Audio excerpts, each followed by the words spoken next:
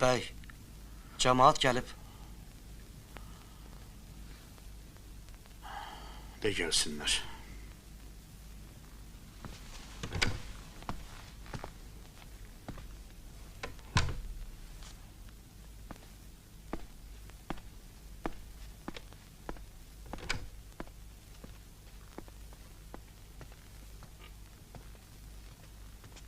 Selamün aleyküm. Salam aleyküm. Salam Melik. Selam aleyküm. Buyurun buyurun.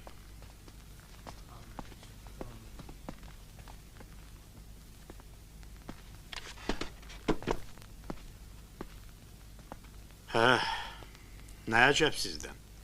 Başına dönün bey. Bize dediler kimin ehli ayalı azdır gelip takıldan zattan yaparsın. Biz de gelmişiz. Allah senin ömrünü uzun eləsin bey. O tek oğlunu Allah sana çok görmesin. Amin. Amin. Doğrudur demişem.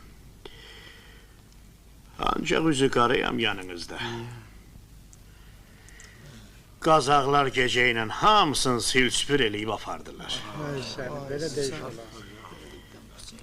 Görünür özününkilere verəcəklər. Bey, bəs biz? Vallahi elə indi bu saat mən özüm də sizin gününüzdəyəm.